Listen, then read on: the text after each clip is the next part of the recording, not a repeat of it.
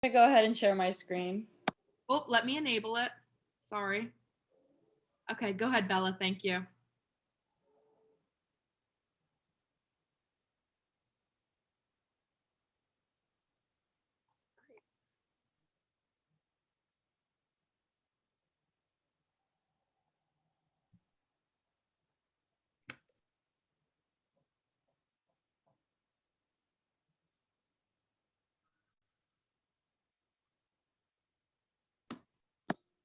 Can everyone see the presentation? Okay, perfect.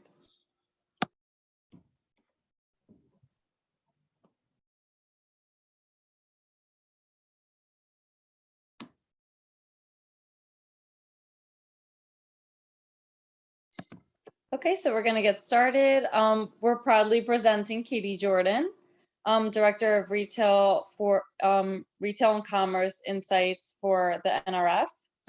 And obviously Isabel, Julia, Brooke, and Claire will be presenting today.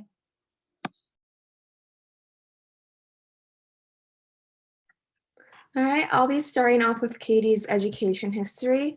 For K through 12, Katie attended the Bullis School, and while there, Katie founded the Bullis Student Teachers Group and was the vice president of the physics club and captain for the tennis team. During Katie's senior year, she was awarded for demonstrating the best creative writing. And then for college, Katie attended the Martha and Spencer Love School of Business at Elon University and graduated with a BA in Marketing and Leadership Studies. Some of Katie's extracurriculars included being the VP and Community Outreach Chair for Autism Speaks, being part of Alpha Kappa Psi, working with Habitat for Humanity, and being part of SEED.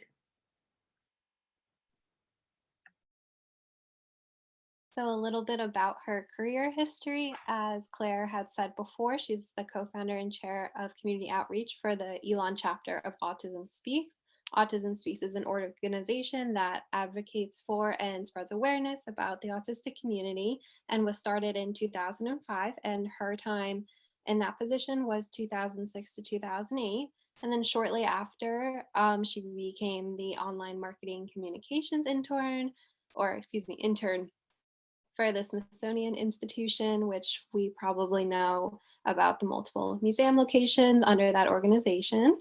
And then she also was a junior research associate and research associate intern manager with Wakefield Research for about 3 years. And that's where her research skills initiated.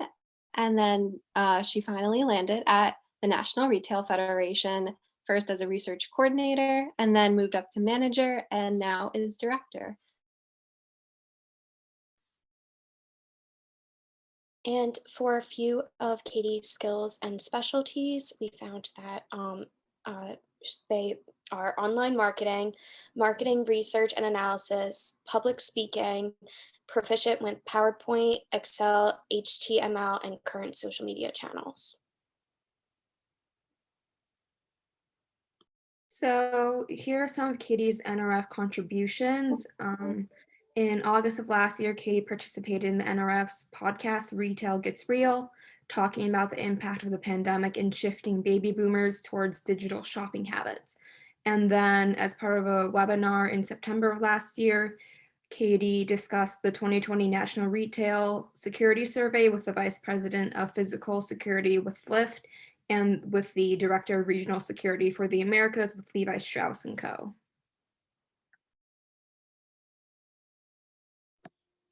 So that concludes our presentation, and we want to give a big thank you for Katie for being here with us and sharing your insight into the market.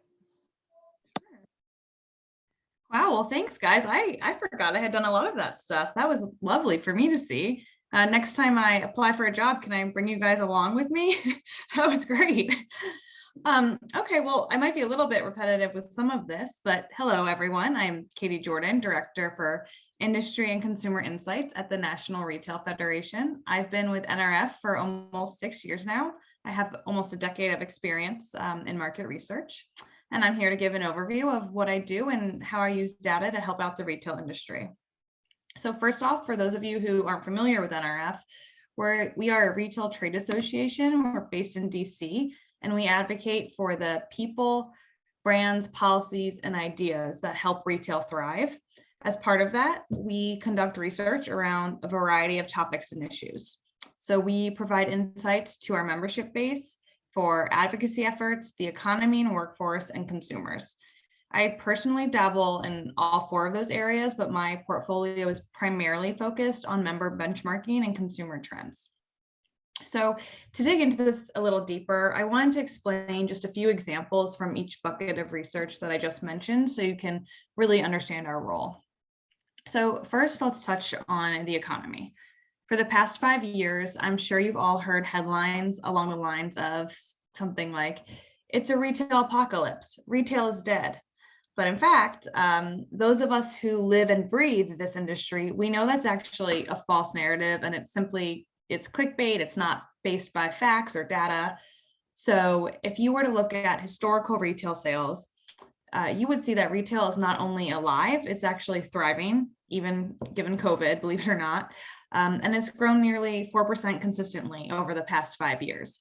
So we've taken messaging like that, along with many other compelling facts, and shared them with the right people to help tell the true story, that it's not a retail apocalypse, but rather like a retail revolution. And then, of course, you can't talk about retail without discussing the current state of the consumer. It's personally my favorite topic because mostly I'm a shopaholic, proud of my consumer status. But on a quarterly basis, we release a consumer study. It's focused on one topic, whatever topic we think is hot at the moment. And one of our recent ones was all about convenience in the consumer.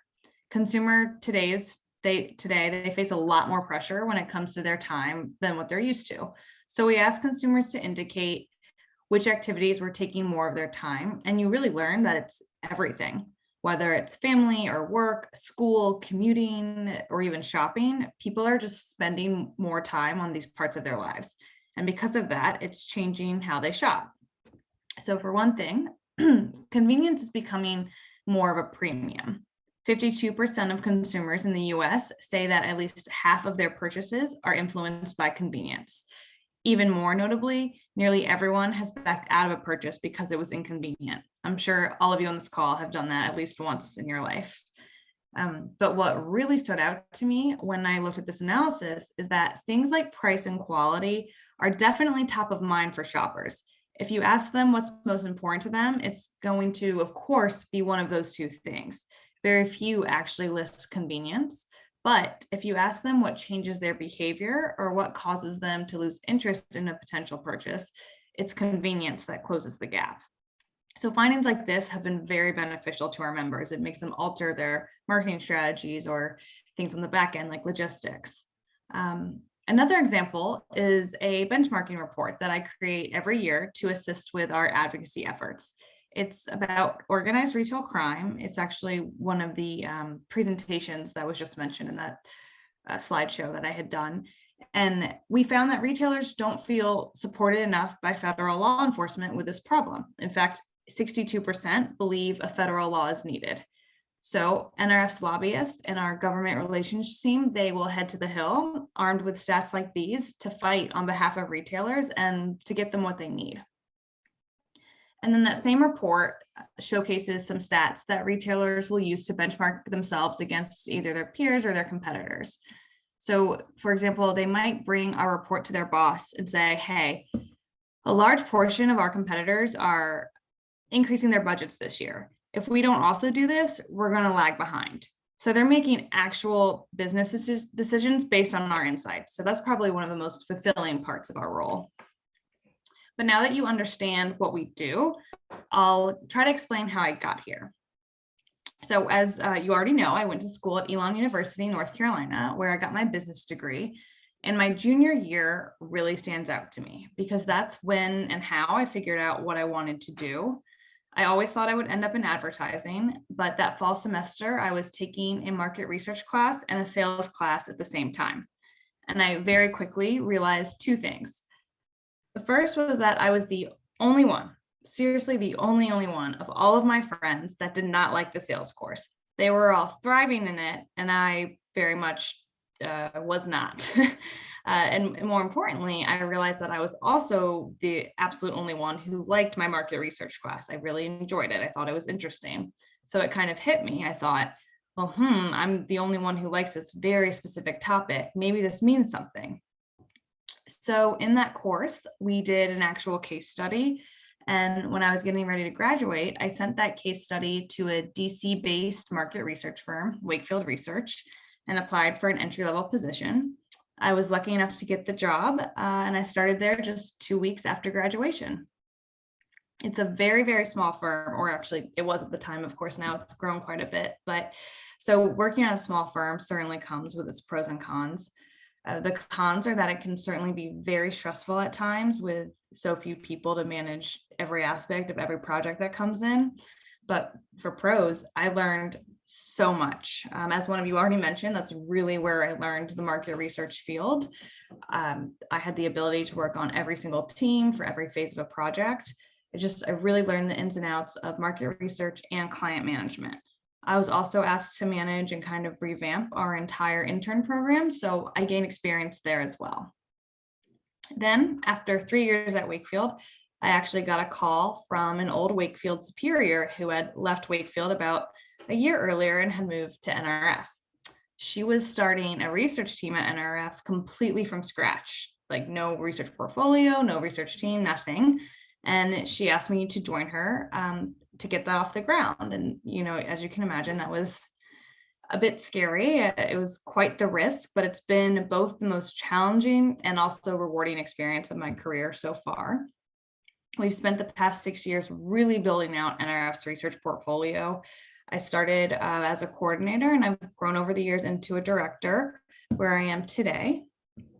And then lastly, I'll just give you a quick glimpse into the day in the life of an NRF researcher. So every single day, I'm of course working on one step of many research projects at once. So what that means is that I could either be writing a survey about consumer shopping habits, or I'm analyzing the latest economic trends, or I'm presenting key findings from a member benchmarking survey to key executives, so they can then take my presentation and bring it to their bosses and make business decisions.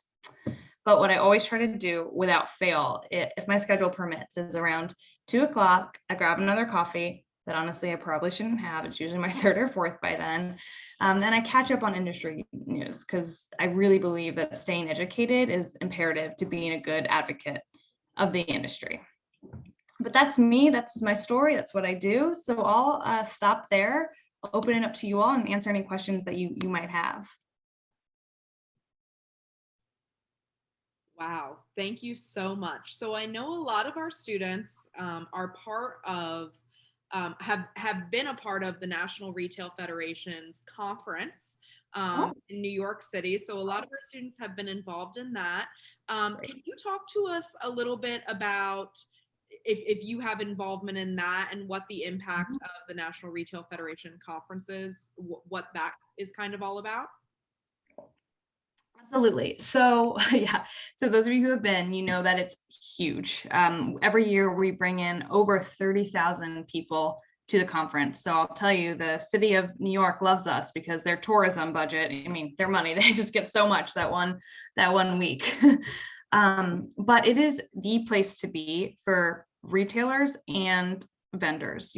Retailers, they're networking their butts off. They are meeting so many people who will then help grow their career, help their business. And then they attend our sessions and they are being educated on a wide variety of topics, having the coolest keynote speakers. And then at on our expo floor, they're meeting vendors who are selling legitimate products that can help their companies grow. I personally, research is not always a primary focus of the shows, which hurts my heart a little bit. So I've played a bunch of different roles at the show, but most recently I was sort of just a stage manager. So for every single speaker we had come in, I was making sure that they were good to go with their presentations and their slides. And then occasionally we do have a research panel where we'll do research a project just for the show and then present it there as well. We're flattered when they ask us to do that. Excellent. And I know you recently, you just referred to it, and we've referred to it similarly with your colleague that recommended you to me. We were in a similar article, and I had referred referred to it as a transition period in retail, right? We were transitioning to a different type of shopping, and the consumer was transitioning to a different style, and all these retail was in no way dead. So can you talk to us a little bit about what you called the retail revolution, and how maybe the students in this room and this age group has kind of impacted that change? I mean, not even impacted. I think you are the actual drive behind the change. Maybe it starts with my generation, and then you guys have really forced it.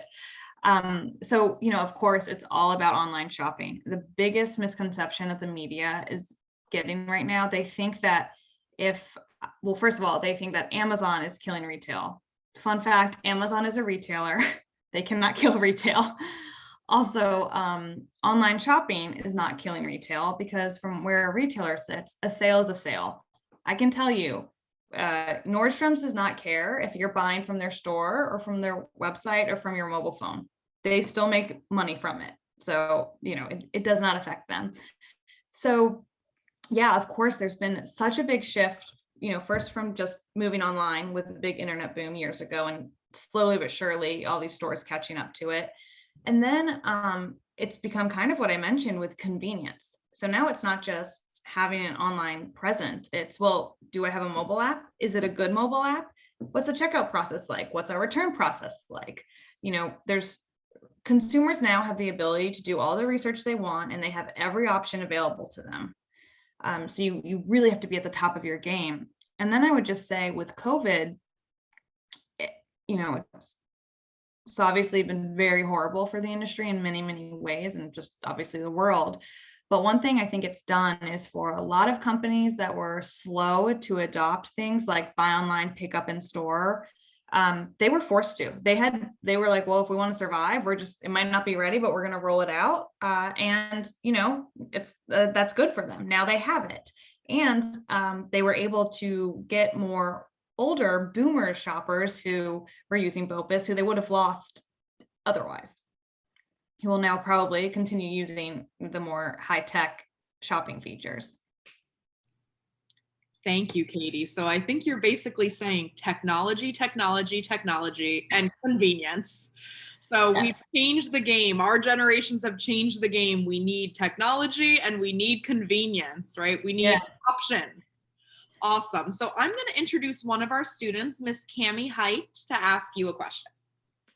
Hello. So my question for you is, how has your career allowed you to also gain personal growth? Oh, that's a good question. I think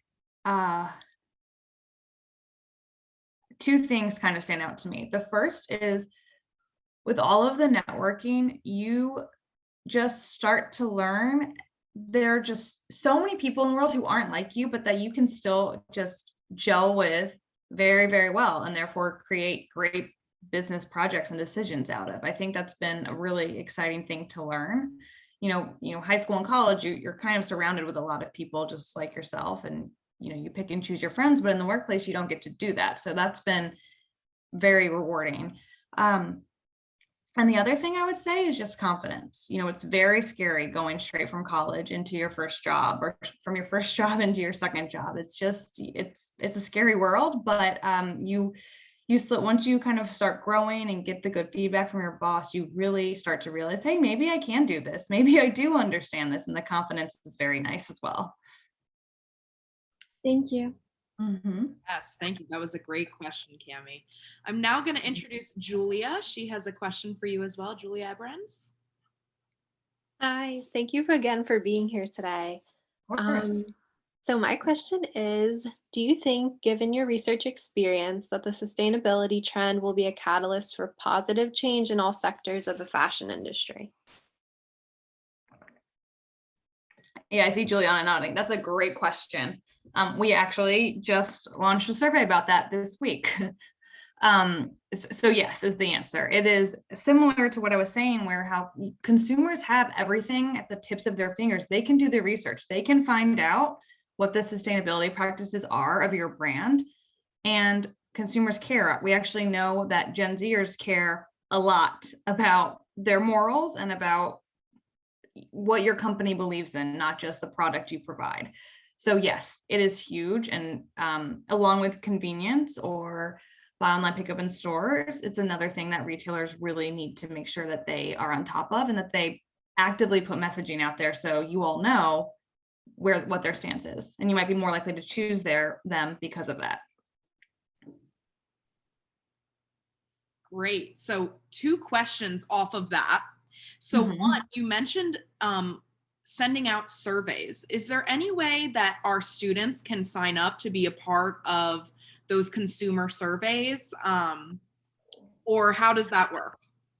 That's a great question. I'm not sure. So we send surveys actually quite a few different ways, but for our consumer surveys, we use a panel called Tuluna Analytics. So they have a database, of hundreds of thousands of consumers. So they gather our respondents for us. However, that doesn't mean that we couldn't send a survey link to you all to see. So physically it's possible. I know how to do it. I would just need to check with the team. Well, if you would ever like to know about this generation of students, we'd be happy to be a part of that. Sorry, we've also done online chat groups, sort of like virtual focus groups that we could definitely reach out to you all for. Great. And I think I can speak for my fellow professors and I and say we would be interested as well. Okay, great. In addition, you talked a little bit about Gen Zers being very passionate about their beliefs and supporting brands that are aligned with their beliefs moving forward.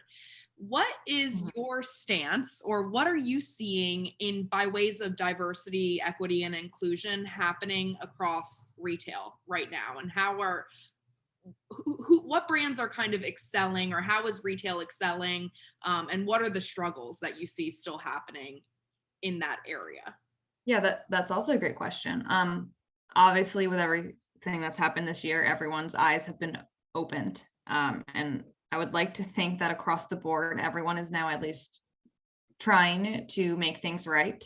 That's actually another survey that we just put into field this week, asking retailers about it. It's a benchmarking survey because we want to know what they're doing, and we want to let their competitors and their peers know what they're doing.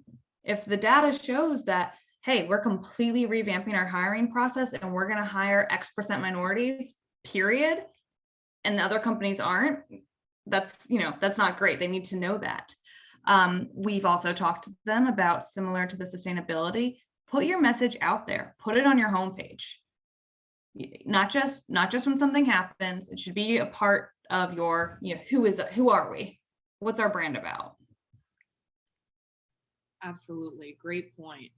And I look forward to reading all of these articles that you're sending surveys. I'm very excited. Very relevant issues. Now I'd like to introduce Talia. I think she has a question for you. Hi, thank you. Hi, Katie. Thank you for talking again. My question is, where do you see yourself? Where do you see your career going, like within the next 5 years? Like, how do you see what you do now? How do you see that growing into something else, or do you plan to continue to kind of perfect what you already do? That's also a great question. Wow, you guys are smart. So I plan shortly to go back into the traditional market research consultancy world. I think that while I very much love what I do, I think I can grow more if I get back into the client-facing world that, comes with its scary aspects as well. But I like the idea of a client coming to us saying, hey, I have a problem. Can you help me solve it? And then I use my research expertise to pick out the best methodology and then give them some key insights to, again, help them make business decisions. And my hope would be that I would get whatever company I was at, they would give me all of the retail clients, because that would be a very natural fit. Thank you. Mm-hmm. Awesome. So now I'm going to introduce Emily, who has actually had a good amount of interaction with NRF. So I was just waiting for her to come up with something really good. So Emily, take it away. Hi. Hey. Thank you for coming to speak with us today. I just was wondering if you had any input on kind of how you feel the industry has been going since COVID has hit. And a lot of companies it could be either on like the ethical standpoints of things or how employees are being treated and stuff. And just because I know I've heard some things that have been kind of going on. So I was just wondering what your input on that was. Sure. So as you can imagine, this time last year, we were all terrified, not only for our health, but for our entire industry, our own jobs and all of our members' jobs. It was a nightmare. And retail was one of the industries that was hit very, very, very hard, because when you have a national shutdown or global shutdown, you can't go to stores. And also, even if it were open, no one wanted to go to stores. It wasn't safe. So yeah, retailers, at first they certainly lost quite a bit of sales, and they had to either let go or furlough a lot of their employees, which was very upsetting. I don't know if you all saw this in the news, but one thing that a lot of big retailers did was they just had the CEOs take huge pay cuts or just not get paid, so that their employees down, at the store level could still get paid. But one thing that I think has been really interesting is I track monthly employment, and just, seeing it was steady for years and years and years. Huge drop in March, April, May, and then it has just consistently gone back up again. Ever since the world started opening back up again, I guess end of summer, retail just said, oh, we're hiring everyone back. And then, of course, there was the holiday season. And one thing that was so interesting that we learned was that, look, COVID or not, Christmas is here and people want Christmas. They're going to find ways to still spoil their loved ones. So retail, we were just as busy as always during the holiday season. Did that answer your question? Yeah, it did. Thank you. Okay, good. And I think something that is so important to note is that all of the students here are going into the retail industry in some way, shape, or form. So the students that are in this class some are graduate students in the fashion industry. Many are textile students, which isn't necessarily just the fashion industry, but it is the retail industry, because even if you're working in textiles for airplanes, that's still the retail and the service industry. And then, of course, fashion, merchandising, and management. So we have a lot of different types of students on here. But what I think, my hope for one of the things that I was hoping Katie Jordan, who you would express to you today, is that this is an industry that isn't dying. It's in a revolution. It's changing, right? We're just changing and we're evolving. But all of you will have jobs. And so I think that's a really important factor to bring up after Emily's question as well. And with what Katie just said about the ebbs and flows of, unemployment and all of that. Our industry will always exist. And it is a very large industry in our country. We are a huge player in the world for this. Yeah. Yeah, the retail industry employs 1 in 4 jobs, 1 in 4 American jobs. So people get confused about how big the dang industry is. There's so many different jobs, obviously, as you know, with all of your specialties that you can have within the industry. Consumers are always going to need to buy stuff. It's not even a want, it's a need. You need to buy stuff. So yes, to Juliana's point, it will always be around. Retail, even, before COVID, constantly hiring, constantly.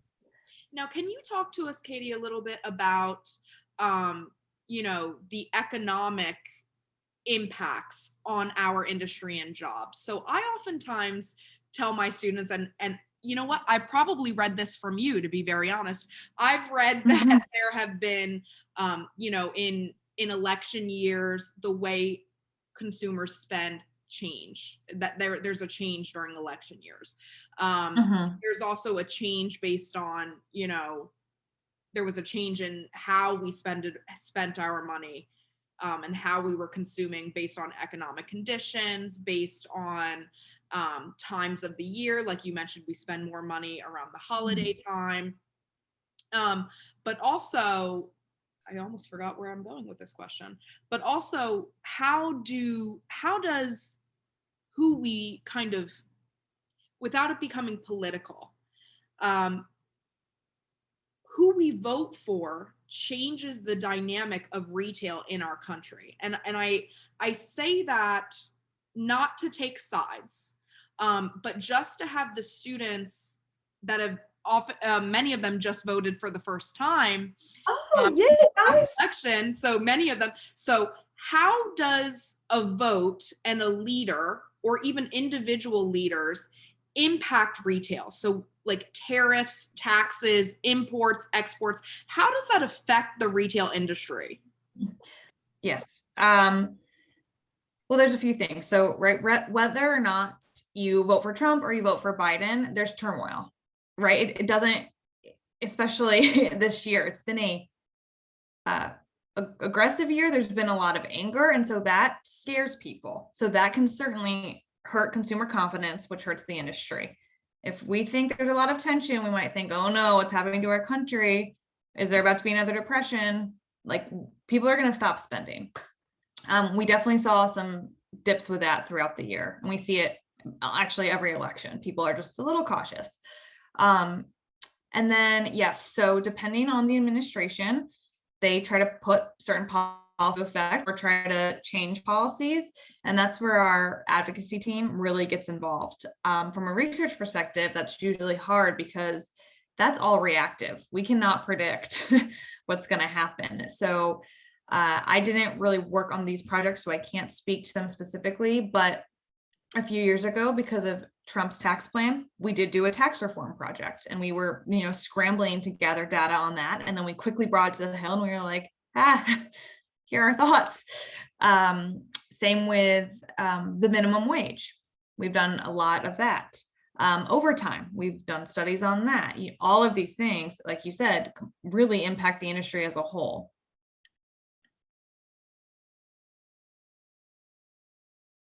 Sorry, I can't unmute myself. And then with the National Retail Federation, are you ever looking at small businesses, or are you always looking at big box retailers? Oh, great question. We support the entire industry, including restaurants. Sometimes in our analysis, you will see that we didn't include restaurants, but as a whole, we represent everyone, big and small.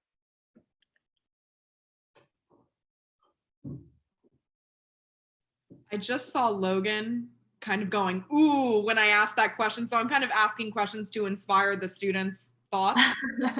Logan, do you want to jump in here? Did you have something to say?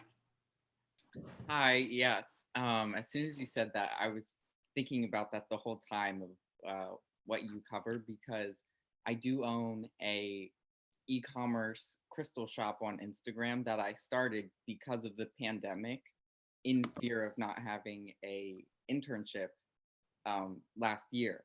And so I wanted to know, like, any advice for because I really resonate with you saying people buy why you do something, not what you do. And I'm always looking to do that as a sole proprietor who does the marketing, the posting, the selling, and all that. So just like how we can adapt, how we can take what the big retailers are doing and bring it down small scale without being I don't know, a slave to social media in a way. Yeah. Like it's kind of inevitable when it comes down to algorithms and all that. Yeah, my first suggestion was going to be social media, but of course you guys all have that covered. So you said you're on Etsy, right? No, I actually it's a weird business model. So within the crystal community, you do live sales. So you just go live, people claim your item, and then they pay afterward. So basically you're not having to list items, have it sit there. It's pretty instant, actually. Oh, that's pretty cool. Good for you. First of all, that's awesome. Well, what I would say is the two things that we've really learned in the past 5 years I have mentioned, but it's that consumers care about your message a lot, almost as much as they care about your product. So however you can get out your core beliefs, I think that's very important. And the other one is convenience is key. I can send you that report on consumers and convenience if it would be helpful, but it gives specific examples of what they mean by convenience and how you need to cater to them. Thank you. Awesome. And Logan. Yes, Logan. I love my entrepreneurs. Good for all of you. I wish I had the mindset and the know-how to do that when I was in college. Good for you. Very, very proud of that. Can I now introduce Kelsey to ask a question? Hi, I just wanted to say thank you for coming and speaking with us tonight. And my question would be, when doing market research, is it mainly Gen Z and millennials that are influenced by the recent changes in retail? Like, for example, a lot of apps are now, featuring quick shopping features, which are targeted towards Gen Z and millennials. Or is there more of like an even split between generations? And then also any recent changes in consumer behavior trends that have stood out to you since the past year or so? Okay.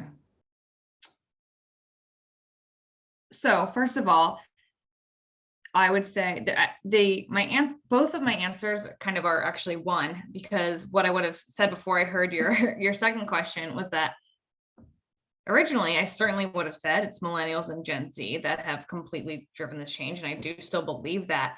But when COVID hit, the boomers, they had no other option. I mean, I felt so bad for them. They didn't know how to order groceries online, and they were the ones who really needed to, right? So they too have now really pushed for this, for all of these technological changes and all of these convenience innovations. And then the biggest change that we've seen is we're kind of doing right now a study that's, a year past COVID. What now? What does that mean for consumers now? And what we're finding is that everything from the past year, they no longer want that to be temporary. They now expect it. Like, they need you to be on your game. And by the way, enough of these shipping delays. We've had it. You need to be back on your game now. And by the way, we want the easiest buy online, pickup in store, curbside pickup, all of that available. Even for the older generations, like, they're still going to use that. Right. Thank you. Absolutely. And what a great question. Yeah. Whew. My students are good. I'm proud. They are. I'm very impressed. Proud of these questions. And can I introduce, how much time do we have left? We have 10 minutes. Destiny, can you ask your question? Yes. Hi, Katie. I just had a question about NFR's approach when addressing business model innovation. And I just wanted to know, or I was just wondering if you guys promote or encourage retailers to utilize the business model canvas as a tool to evaluate the key elements within a business model and their interrelationship. I'm in a business model innovation class now, and we're talking about it. It's really interesting. I'm sorry, I could not hear what you said. I think my internet's a little wonky today. Oh, I'm so sorry. Can you hear me now? Yes. Okay. I was just saying, I just have a question about NFR's approach when addressing business model innovation, because I'm currently taking a business model innovation course, and we've been discussing the business model canvas and using it as a tool to analyze the key elements within a business model and their interrelationship. So I was just wondering if you guys use that as a tool, or what strategies do you guys use when approaching that? Destiny, I'm so sorry. I'm still struggling to hear you. I don't know. Can you hear me? Yes. Okay, yes. So she's asking about business models, and the business model, if NRF encourages utilizing a specific type of business model, correct me if I'm wrong, or type it in the box, a certain type of business model, if NRF encourages using a certain type of business model in order to track, I'm guessing, impact, is that kind of what you're asking? Emily? Kind of like It's like the business model canvas tool. So it's like a one sheet. I'm not sure if she's able to hear me, but it's like a one sheet guideline that has like these 9 building blocks for interpreting a business So model. a one sheet guideline with 9 building blocks to building a business model. If NRF suggests that to retailers in order to be able to track, is it in order to track what, to track impact, or to attract, like, what are you asking that they would track with that? It's really not tracking. I guess it's like just analyzing a current model and figuring out ways to innovate it based off of the elements within the canvas. Okay, and so it helps with the structure of the retail model. Yes. Okay. Katie? Yes. So that is a very good question. And I can tell you that no, we do not do that, because we have an interesting role. We are there to support the industry and provide them with, data and insights, but we do not advise them or kind of like nicely tell them what to do. We kind of just say, here's the data, here's what consumers are doing, here's what other people are doing. You all do what you think is best, because yeah, it's a careful line we have to draw. It's actually something I deal with every time I write an analysis. Sometimes my boss is like, you can't give all these recommendations you have. Right. And I think that's so important with research, right? This is an implication. This is what it can do, but it's not rule, right? You don't have to take this to heart, kind of thing. Exactly. The information that we have found in our research. Yeah. I do have a question I'm going to ask on behalf of Sydney. She's an underclassman that is signed in on our call right now. She asks, what is the future of brick and mortar retail as e-commerce is beginning to take over? Great question. So that's sort of where the whole death of retail narrative started, which, as we've already discussed, is a bit silly because e-commerce is great and it's still retail. I think it's kind of twofold. I do think more and more retailers will be closing stores if they find that, hey, we get more traffic from our online sales, or we make more money from online sales. We don't need the storefronts. Storefronts are very expensive, and they're just so expensive. And if you don't need it, you don't need it. And again, like I said, they truly don't care where their money comes from. But with that being said, you also still have many large retailers who are going to continue opening stores because they can afford it, and because there are still the consumers like myself who really enjoy the experience. Going to a store for me is no longer actually about getting that shirt I want. It's about the experience, whether that's because I just like, it's retail therapy, or I'm going with my friends, or I'm also going to grab a coffee while I'm out. It's the whole thing, and retailers understand that. Consumers want the convenience of online shopping, but they also really want the fun and the memories that come with shopping. But one thing that you will see retailers doing when they're opening stores is that they're kind of doing retailtainment a lot, especially in New York. I don't know if you guys have been to like Nike's flagship. I mean, I think they have an entire basketball court in their store. And then Grey Goose in Canada, they actually have a chamber that's freezing cold that you wear the Grey Goose jacket inside to prove that it works. So things like that, they're being more creative, because you can no longer afford to just have a store just sitting there. It's not even needed. I had no idea about the Grey Goose in Canada. I know, I really want to go. That is so interesting. And I love that you talk about this shoppertainment or entertainment retailing, because we teach so much about that, whether in visual merchandising with Professor Avent, who's on the call, and definitely in my retailing class. And we really have the students try to create basically potential stores that really engage all of the senses, because that's what brick and mortar has become about, right? And absolutely, and I think we're both on the millennial age group, so we definitely, I mean, Yeah, we're still millennials. You may think that we're older, but we're still millennials. Okay. Okay. Deal with it. So we are millennials and we still like to shop. We like that treasure hunt. We like that in-person aspect to it. Even like you said, if you're not buying that shirt, it's really, Professor Avent said, we're old millennials. Yeah, we're on the older end of millennial, you know, but we still really appreciate that hedonic experience, right? We don't want just the utility of shopping. We want that experience. We want to smell things, touch things, feel things, see things, right? So I love that you say that. So it looks like we have about 3 minutes left. If anybody has any last minute questions, you can send through.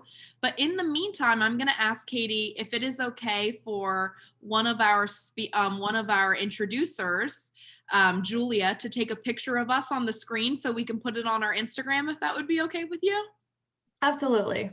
Okay. Julia, can you give us a countdown so everybody can fluff their hair? And look, everybody's doing it. Everybody's fluffing their hair. All right, are we ready? Yes. Yep. Okay. 3, 2, 1. Awesome. Got it. Thank you so much. Thank you guys. This is Anyone great. have any last minute questions? You can also email me if you want. Juliana has my information. Yes, and I believe she's also on LinkedIn. And I think that's where a lot of the stalking happened for the introduction. I was sort of like, oh, I have that on my LinkedIn. Katie, would you mind if they linked in with you? No, please. I would love that. Okay, great. Please do. Thank you again so much for your insight. You were incredibly impactful, so much information. And you all can link in with her. We're getting a bunch of thank yous coming through the chat. Thank you guys. So thank you so much for being here, and we look forward to hopefully hosting you in person one day soon. I would love that. Thanks, guys. So much, Katie. Thank you. Bye. Thank you, everyone. Thank you. Thank you. Thank you.